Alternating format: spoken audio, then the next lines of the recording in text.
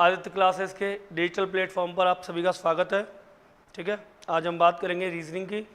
और रीजनिंग में देखो,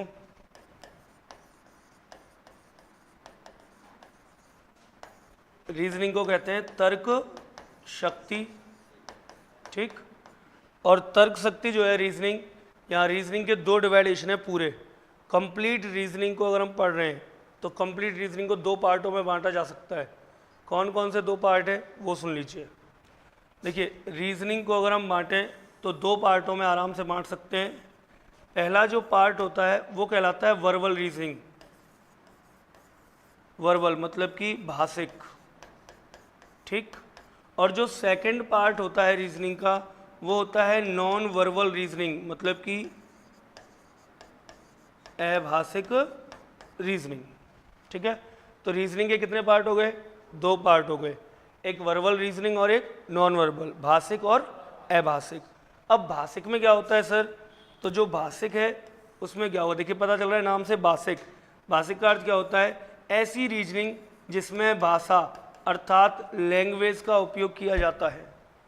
लैंग्वेज का जिसमें उपयोग किया जाता है, ऐसे प्रश्न जिनमें भाषा का उपयोग किया जाता है। जैसे कि देखिए, आपके टॉपिक हैं रक्त संबंध है ना। कौन कौन से टॉपिक इसमें आते हैं? रक्त संबंध आ गया, आपका कोडिंग और डिकोडिंग आ गया,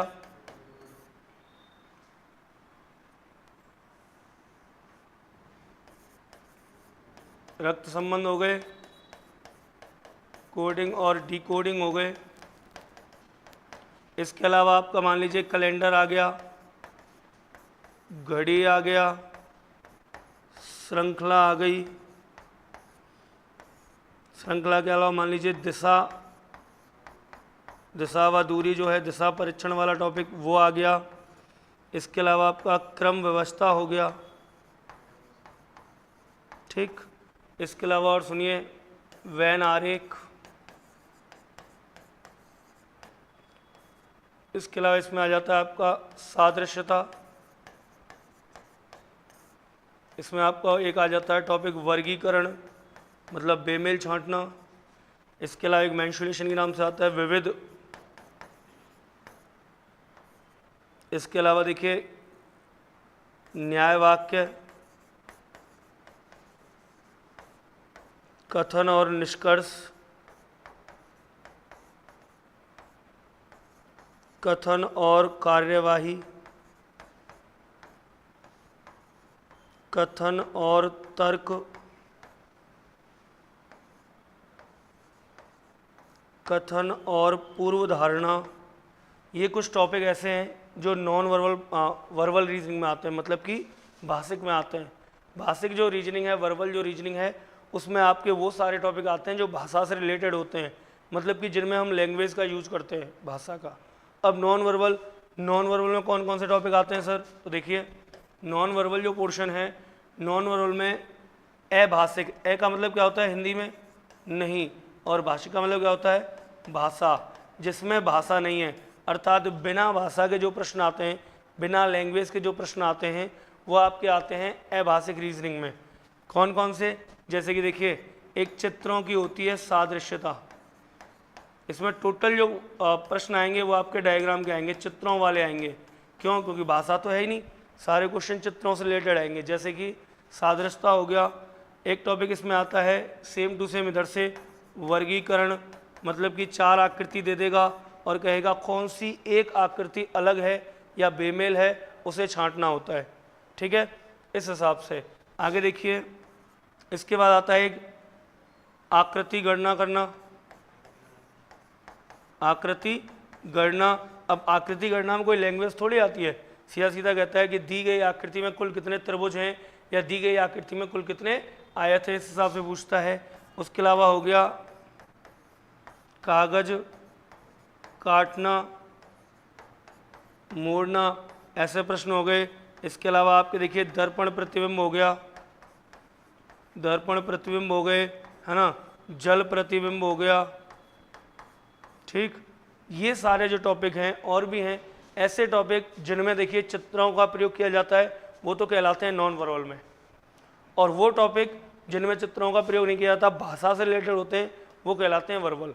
बात समझ में आई यहाँ तक? कितने पार्ट हैं रीजनिंग के? 2 पार्ट। कितने पार्ट हैं रीजनिंग के? 2 पार्ट हैं। एक तो पार्ट है वर्बल और एक है नॉन वर्बल, मतलब भाषिक और अभाषिक। अब किसी भी चीज़ के लिए, अर्थात किसी भी एग्ज़ाम के लिए यदि आप पढ़ रहे हैं रीजनिंग, तो रीजनिंग में यही 2 हिस्से आते हैं, वर्बल और नॉन वर्बल, भाषिक और अभाषिक। अब अपन बात करेंगे, सबसे पहले स्टार्टिंग देखिए वर्बल रीजनिंग की। तो वर्बल रीजनिंग में बताओ कौन सा टॉपिक पढ़ना पसंद करोगे? कोई भी टॉपिक जो चाहो, स्टार्टिंग से। चलिए स्टार्टिंग से चलते हैं, तो शुरुआत से स्टार्ट करते हैं। इसमें जो पहला टॉपिक आता है वर्बल में या भाषिक रीजनिंग में, वो आता है पहला सादृश्यता, एनालॉजी टेस्ट। ठीक है, तो सादृश्यता से ही अपन लेके चल रहे हैं आगे। देखिए यहाँ तक तो समझ में आ गया ना, रीजनिंग कितने प्रकार की होती है? 2 प्रकार की, वर्बल और नॉन वर्बल, भाषिक और अभाषिक। अब बात करते हैं आगे।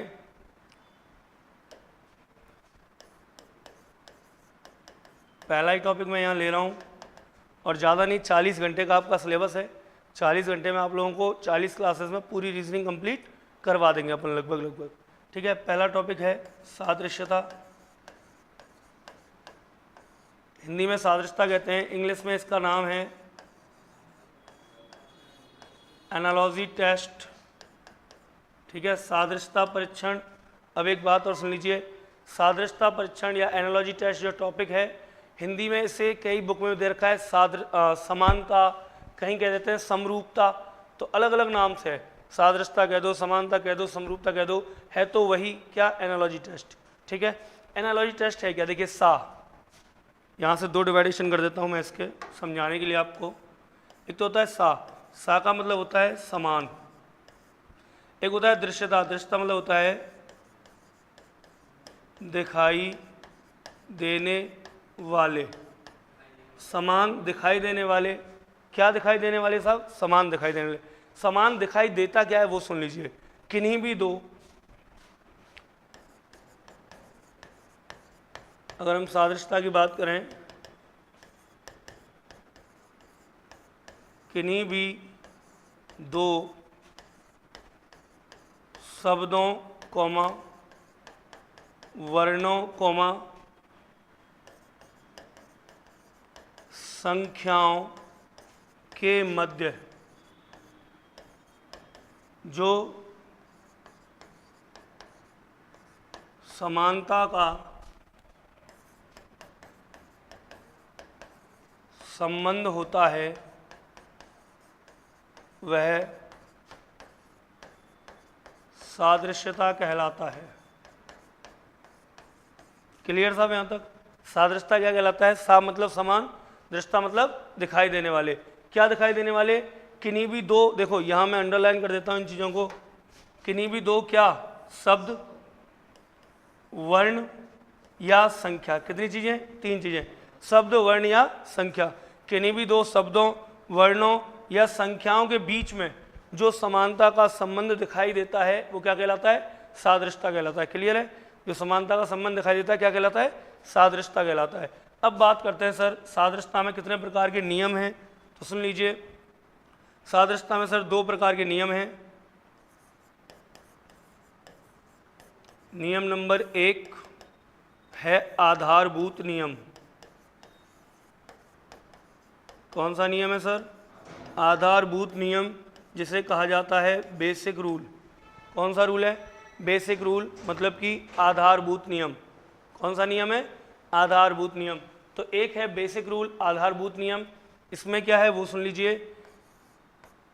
ए का जो संबंध बी से है, इसमें ध्यान रखिएगा आप, ए का जो संबंध किससे है? बी से, वही संबंध सेम टू सेम सी का किससे होगा?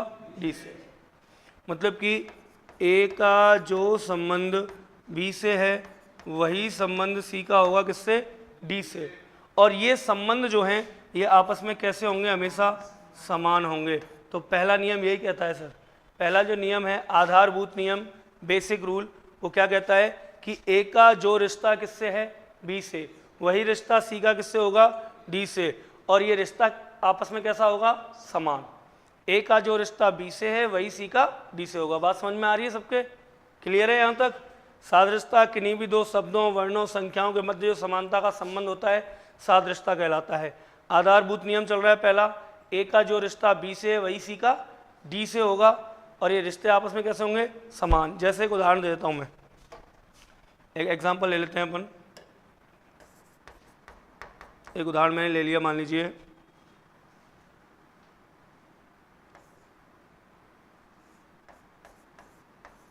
पौधा,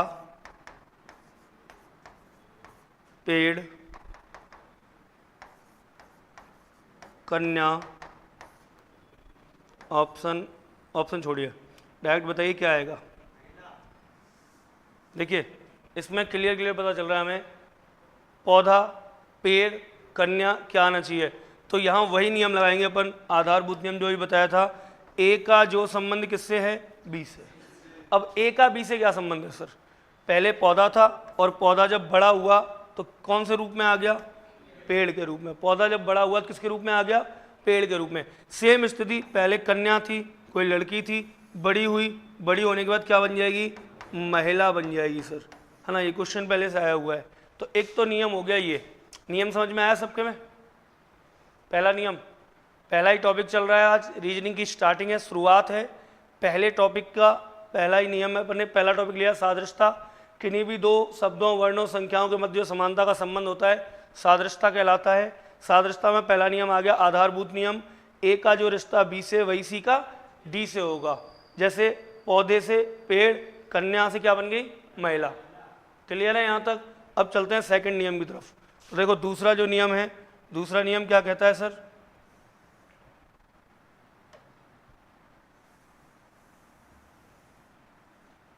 एक मिनट यही साइड में लेके आ रहा हूँ। सेकंड नियम है ना, या फिर यहाँ ले लेते हैं, चलिए।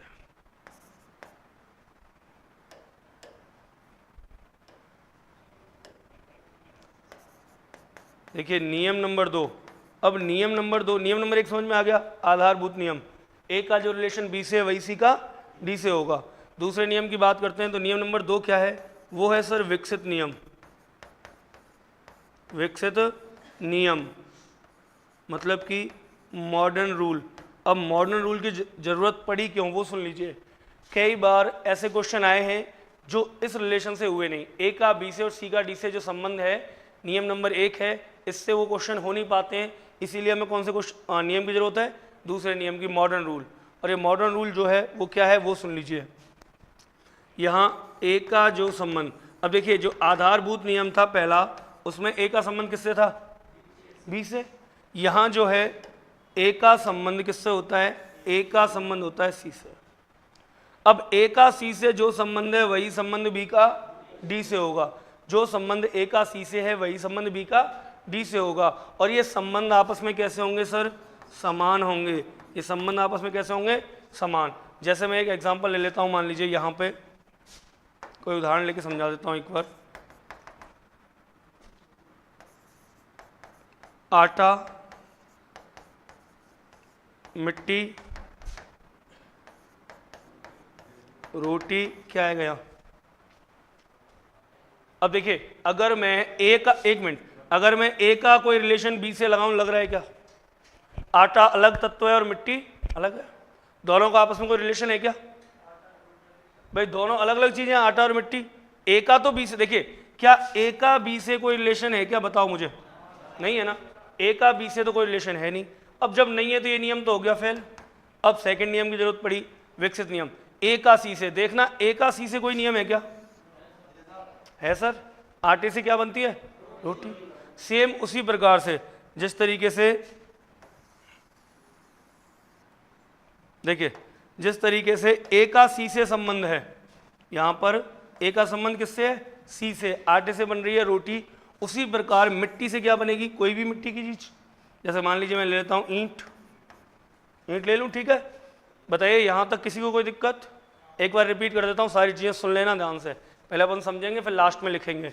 क्या क्या बातें हैं, सादृश्यता, एनालॉजी टेस्ट, किन्हीं भी दो शब्दों, वर्णों या संख्याओं के बीच जो समानता का संबंध होता है क्या कहलाता है, सादृश्यता कहलाता है।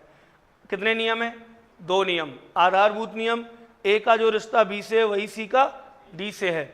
जैसे पेड़, पौधा, पेड़, कन्या और महिला। विकसित नियम मॉडर्न रूल, इसमें ए का जो रिलेशन सी से है वही बी का डी से होगा। क्लियर है यहाँ तक कोई डाउट? चलिए अब चलते हैं टाइपों की तरफ। इस पूरे टॉपिक में सर, पूरे सादृश्यता टॉपिक में 3 टाइप बनती हैं, 3 टाइप टोटल, ठीक है। 3 के अलावा और कोई टाइप बनती नहीं है, ओनली 3 टाइप हैं। हालांकि यही टॉपिक एक बार चित्रों में और बन रहा है, पता है आपको, नॉन वर्बल रीजनिंग में बन रहा था, बताया था, सादृश्यता इधर भी लिखाया था ना। तो नॉन वर्बल में और है, चित्रों वाली सादृश्यता अलग आती है तो सादृश्यता ही, दोनों सादृश्यताएं, लेकिन डायग्राम बेस अलग है और लैंग्वेज बेस अलग है, ठीक है।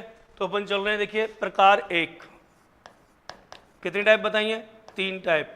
तो पहली जो टाइप होती है वो होती है शब्द सादृश्यता। एक मिनट,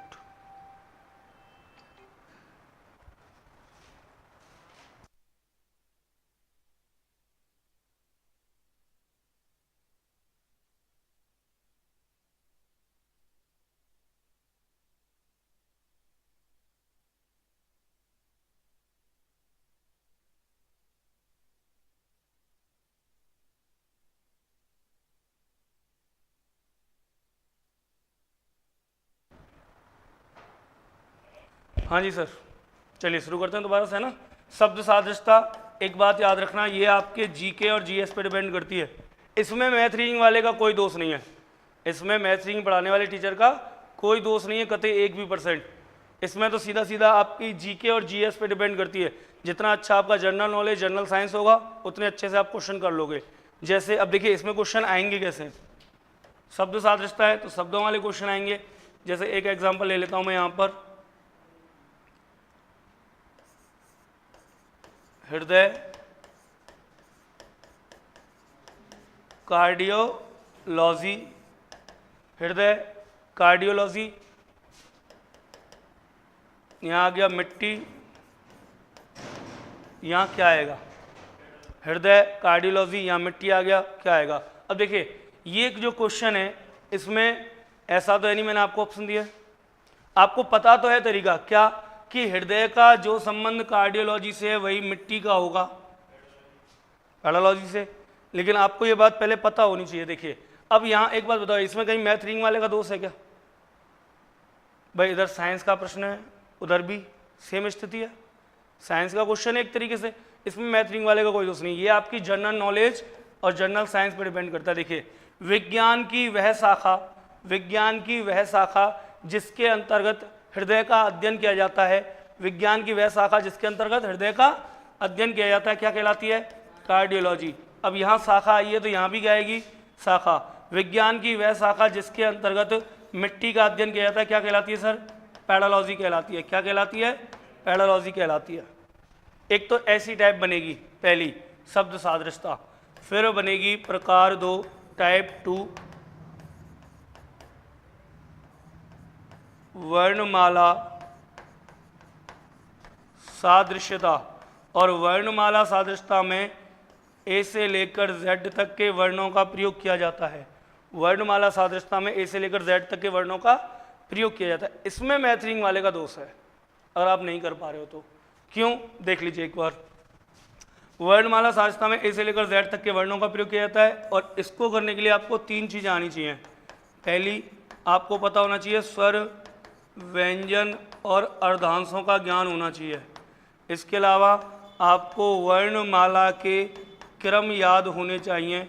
और तीसरी बात, आपको वर्णमाला के विपरीत क्रम याद होने चाहिए। ये चीज़ें अगर आपको आती हैं तो आप आराम से कर लोगे, और ये चीज़ें नहीं आती हैं तो पहले आपको ये चीज़ें सीखनी पड़ेंगी। क्वेश्चन कैसा आएगा एक बार देख लीजिए।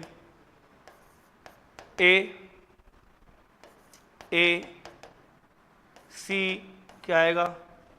ऑप्शन आगे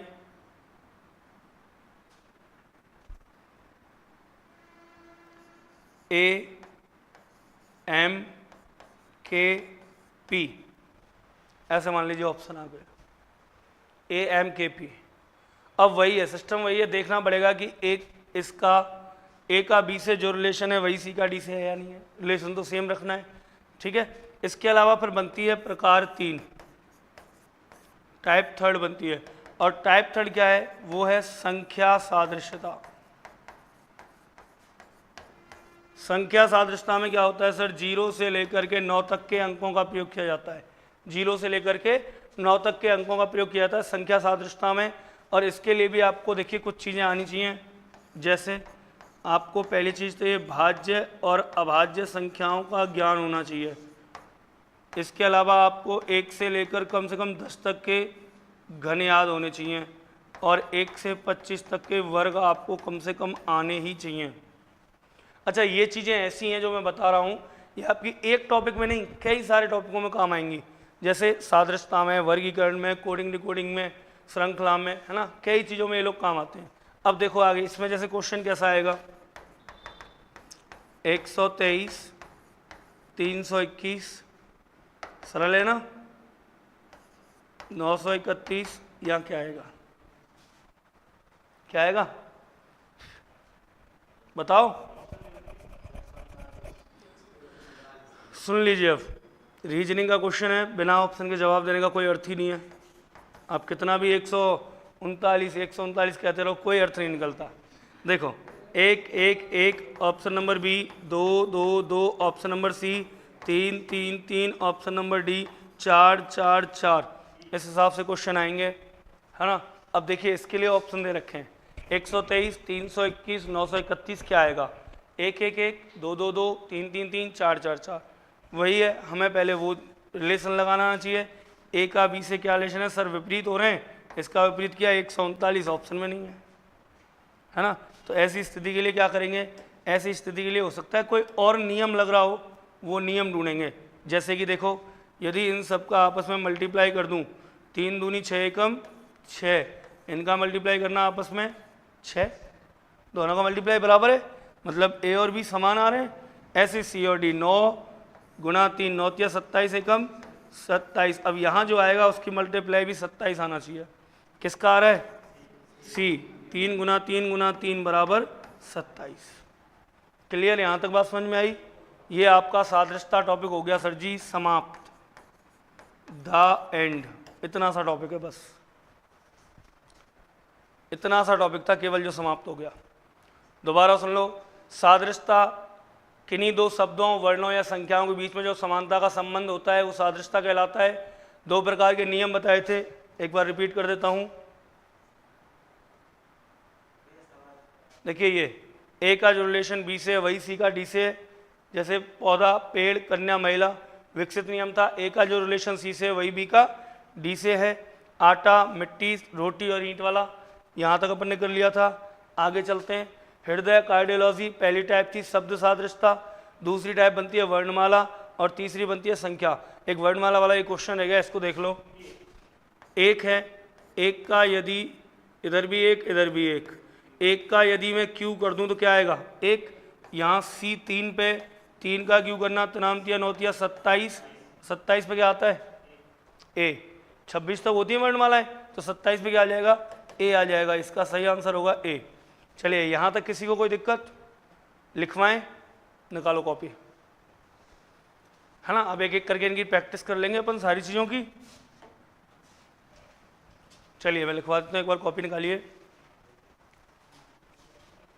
लिखिए, हेडिंग डालो सादृश्यता, एनालॉजी टेस्ट।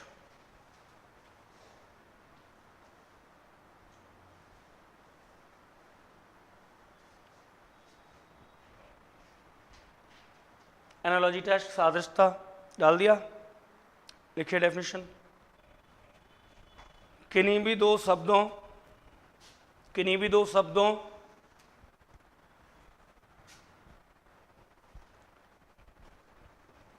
किन्हीं भी दो शब्दों, वर्णों या संख्याओं के बीच, किन्हीं भी दो शब्दों, वर्णों या संख्याओं के बीच जो समानता का संबंध, जो समानता का संबंध होता है, जो समानता का संबंध होता है वह सादृश्यता कहलाता है। किन्हीं भी दो शब्दों, वर्णों या संख्याओं के मध्य जो समानता का संबंध होता है वह सादृश्यता कहलाता है। लिख लिया। सादृश्यता कहलाता है।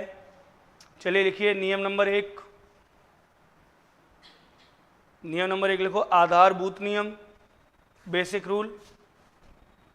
और आधारभूत नियम के आगे डैश लगाओ, डैश लगा के लिखो जो मैं बोल रहा हूँ। लिखिए, अच्छे से नोट्स बना लेना अपने, क्योंकि ये नोट्स आपके ऐसे नहीं है एक एग्ज़ाम के लिए काम आएंगे, अलग अलग आप जितने भी एग्ज़ाम देंगे, है ना, लेके एक कांस्टेबल से लेकर के और आरएएस तक कोई भी एग्ज़ाम यदि आप दोगे तो यही नोट्स रीजनिंग के आपके काम आ जाएंगे। इतने अच्छे लेवल के और अच्छे स्तर पे अपन बनाएंगे, ठीक है। चलिए लिखिए, आधारभूत नियम के सामने बेसिक रूल के आगे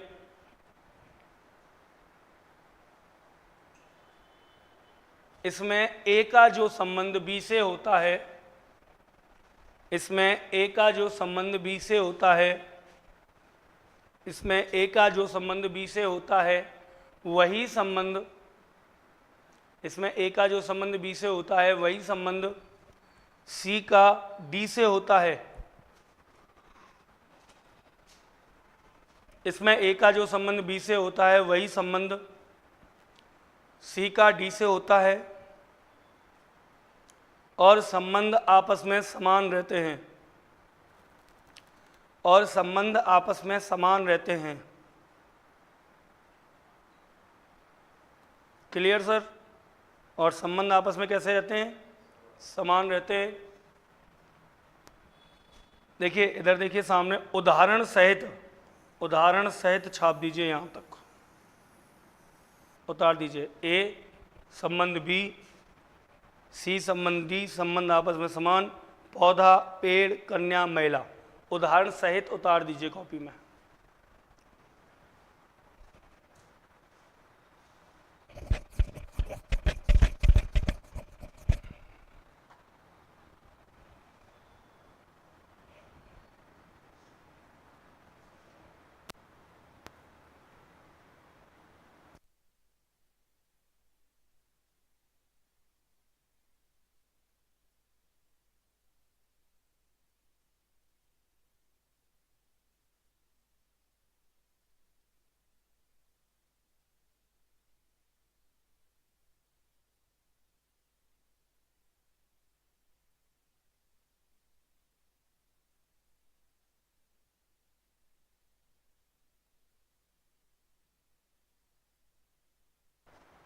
चलो सेकंड लिखो, ये नोट कर लिया ना।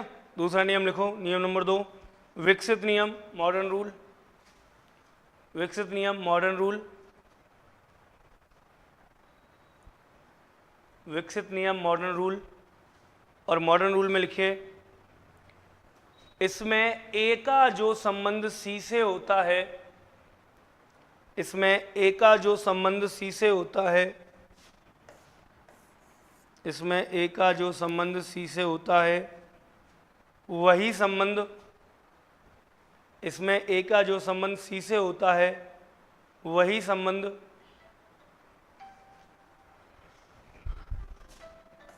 बी का डी से होता है, वही संबंध बी का डी से होता है।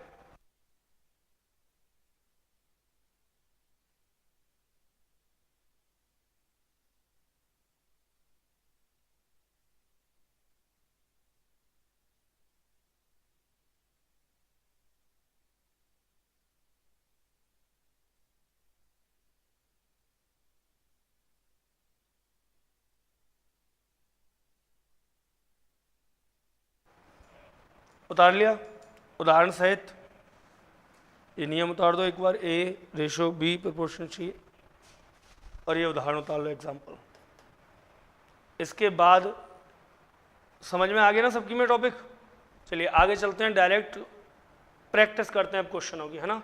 हर एक टाइप के मैं आपको 8-8, 7-7, 10-10 क्वेश्चनों की प्रैक्टिस करा देता हूँ, बाकी आप खुद से भी प्रैक्टिस करना बुक में से जाके, ठीक है। चलिए शुरू करें।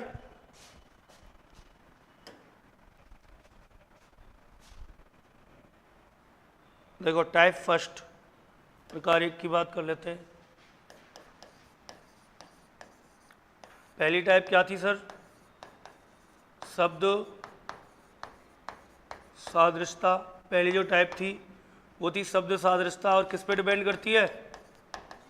जीके और जीएस पे डिपेंड करती है। इसमें मैथिंग वाले का कोई खास दोष है नहीं, आपको आता है तो आप कर लोगे, नहीं आता है तो बैठे रहोगे। ठीक है, चलिए क्वेश्चन नोट करना शुरू कीजिए, लास्ट में डिस्कस करेंगे। पहला क्वेश्चन लिखो।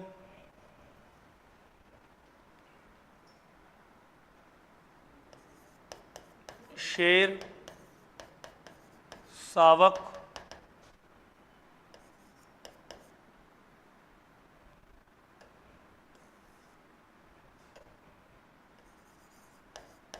चीता यहाँ कब आएगा?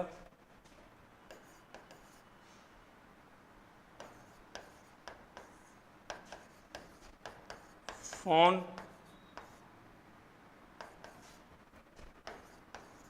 कब? इनमें से कोई नहीं, नन ऑफ दीज। ठीक है, अभी बता ही दिया यहाँ कब आएगा।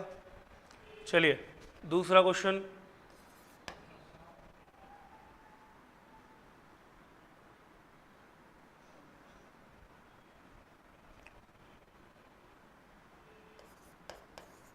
ताजमहल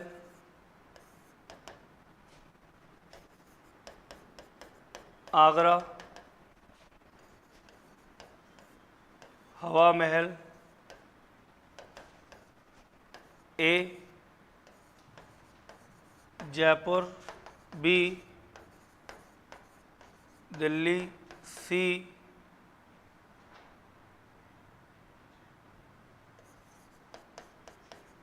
आगरा, डी इनमें से कोई नहीं। और लिखो, साथ के साथ लिखते चलो, क्वेश्चन बाद में करेंगे फिर। तीसरा,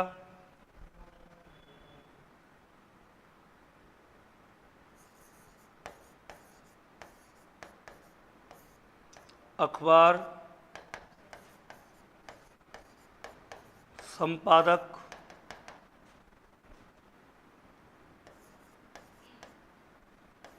जहाज, ए नाविक, बी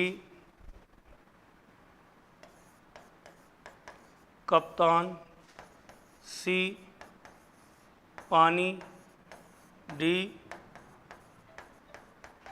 बंदरगाह। चौथा क्वेश्चन,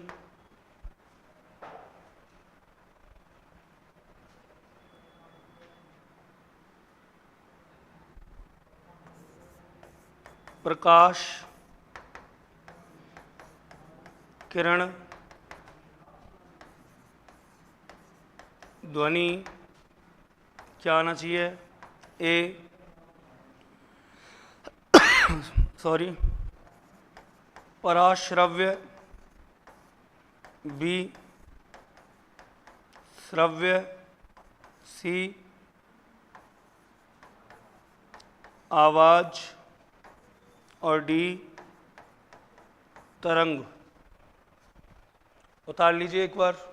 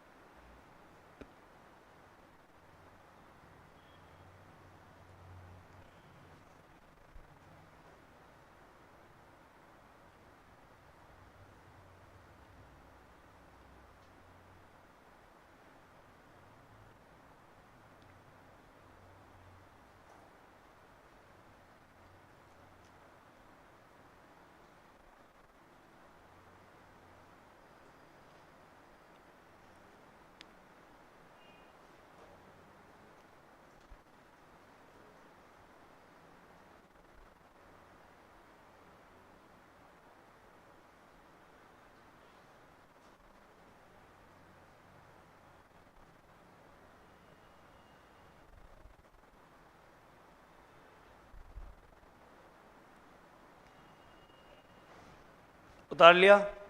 चलिए देखिए, एक बार इनको सॉल्व कर लेते हैं, फिर 4-5 और करा दूंगा। बताइए पहले का आंसर क्या होगा? कन्फर्म है? ये तो पहले ही बता दिया था कब होगा। देख लीजिए, शेर का शावक से क्या संबंध है सर? शेर का जो बच्चा होता है, बेबी लॉयन जो होता है, उसे कहते हैं शावक। उसी तरह चीते का जो बच्चा होता है, चीते का बच्चा क्या कहलाता है सर? कब कहलाता है। क्या कहलाता है? कब। अच्छा, फोन किसका बच्चा होता है? फोन बताओ। हिरन। हिरन का जो बच्चा होता है वो क्या कहलाता है? फॉन कहलाता है। और चीते का बच्चा क्या कहलाता है? कब। अगला क्वेश्चन सेकंड, ताजमहल, आगरा, हवा महल, क्या आएगा आंसर? जयपुर। देखिए ताजमहल कहाँ स्थित है सर? आगरा में। उसी तरह हवा महल कहाँ स्थित है? जयपुर में। जयपुर आ जाएगा। तीसरा क्वेश्चन, अखबार। अखबार संपादक, जहाज, आगे क्या आएगा? याद रखना ए का बी से जो रिश्ता है, यहां अखबार का संपादक से क्या रिश्ता है? किसी भी न्यूज़पेपर का, किसी भी अखबार का हेड कौन होता है? संपादक। उसी प्रकार से जहाज को चलाने वाला कौन होता है सर? कप्तान। कौन होता है हेड? कप्तान होता है। तो इसका आंसर कप्तान हो जाएगा। अगला क्वेश्चन नंबर 4, प्रकाश, किरण, ध्वनि, क्या आएगा? कंफर्म। देखिए प्रकाश जो होता है, प्रकाश गति करता है, तो गति का माध्यम क्या होता है? प्रकाश का किरण। गति का माध्यम क्या होता है? किरण। उसी प्रकार ध्वनि के गति करने का जो माध्यम होता है वो क्या होता है सर? तरंग। ध्वनि जो है वो तरंगों के माध्यम से गति करती है। कैसे गति करती है? तरंगों के माध्यम से गति करती है। यहाँ तक कोई डाउट? यहाँ तक कोई डाउट है? ये 4 क्वेश्चन हो गए। आगे चले। देखो, अच्छा इन सारे क्वेश्चनों की पीडीएफ ग्रुप पे डाल देंगे अपन शाम को, ठीक है? चलिए 5वां प्रश्न लिखिए, लिखते जाइए मेरे साथ साथ। 5वां क्वेश्चन, और 5वें में लिखिए, पहिया,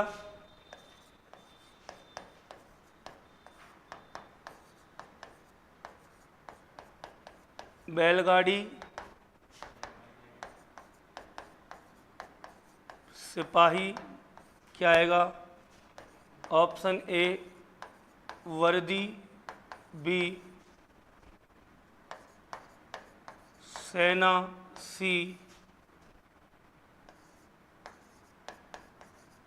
हथियार, डी इनमें से कोई नहीं। अगला क्वेश्चन छठवां क्वेश्चन लिखिए,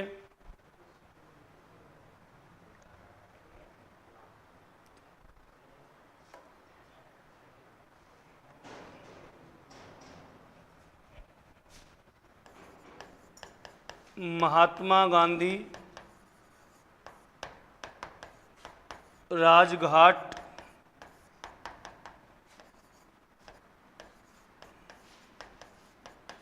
लाल बहादुर शास्त्री, यहाँ क्या आएगा? ए वीर भूमि,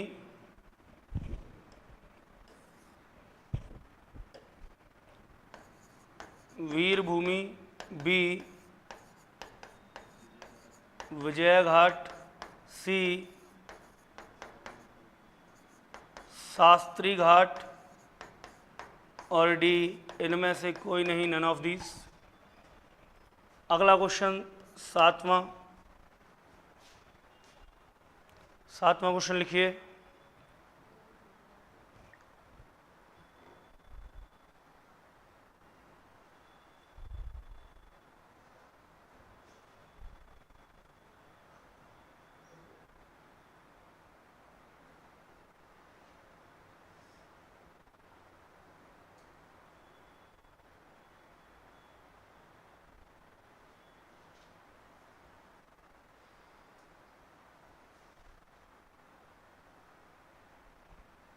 लिख लिए यहाँ तक? अगला लिखिए सातवां, जापान,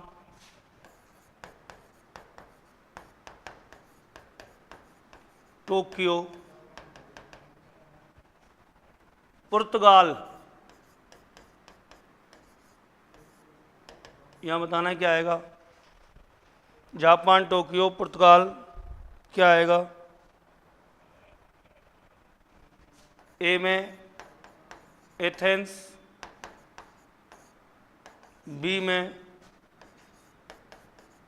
लिस्बन, सी में कीनिया, डी में नैरोबी। कितने क्वेश्चन हो गए? 7। एक और क्वेश्चन लिख लीजिए, 8 क्वेश्चन हो जाएंगे कंप्लीट।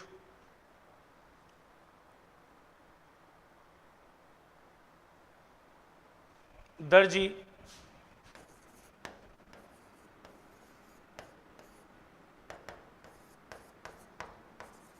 कैंची,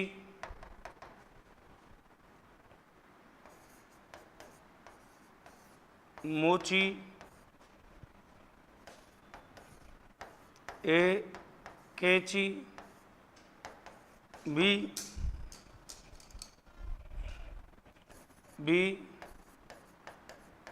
उस्तरा, सी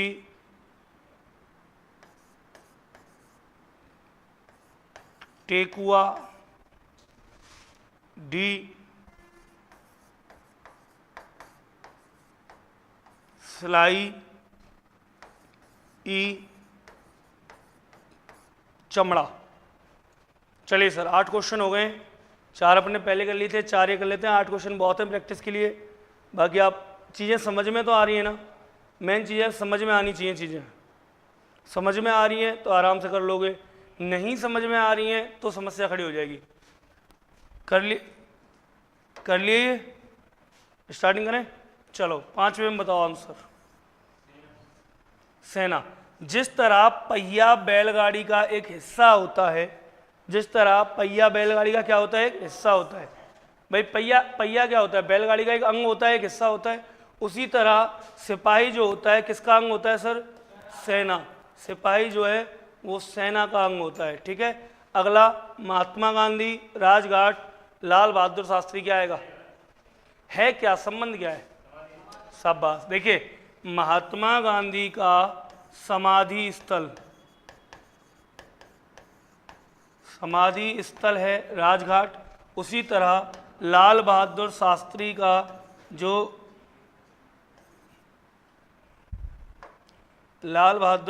का जो समाधि स्थल है क्या हो जाएगा? विजय घाट। कौन सा घाट है सर? विजय घाट। वीर भूमि किसका है? राजीव गांधी का समाधि स्थल वीर भूमि है। चलिए अगला चलते हैं। जापान की राजधानी, ये तो सबको आता होगा, बताओ। पुर्तगाल की राजधानी? शाबाश, गुड, बहुत अच्छे। पुर्तगाल की राजधानी क्या होती है? लिस्बन। क्या होती है पुर्तगाल की राजधानी? लिस्बन होती है। ठीक है, याद रखना अब आगे। चलिए, और ये नैरोबी और कीनिया, ये आपस में देश और उनकी राजधानियां हैं दोनों। ठीक है। चलिए दर्जी का जो संबंध किससे है? कैंची से। वही संबंध मोची का किससे होगा? बताओ। सिलाई का संबंध दर्जी से होता है, चमड़ाते। अगर यहां सुन लीजिए एक मिनट, अगर यहां मैं चमड़ा लिख दूं तो भाई मेरे मोची का संबंध यदि चमड़े से है तो दर्जी का संबंध यहां किससे होना चाहिए था? कपड़े से। किससे होना चाहिए था? कपड़े से। लेकिन यहां क्या देखिए, कैंची। दर्जी के काम में आने वाला उपकरण क्या है? कैंची। इसी तरह मोची के काम में आने वाला उपकरण होता है टेकुआ। आपने देखा होगा, भी देखिए ऐसा होता है, सुन लीजिए, देखो ऐसे एक कील सी निकली रे, और ये आगे थे यहाँ कट रहे एक छोटा सा मैया में जिसमें धागा फंसता है, रहे ना ऐसा सुई सी, हाँ वो टेकुआ होता है। क्लियर? यहाँ तक कोई डाउट किसी को? चलो, ये आपकी रीजनिंग के एनालॉजी टॉपिक की पहली जो टाइप थी वो अपन ने कंप्लीट कर ली है। क्लियर? आगे की बात करेंगे अगली क्लास में। ठीक है, चलिए।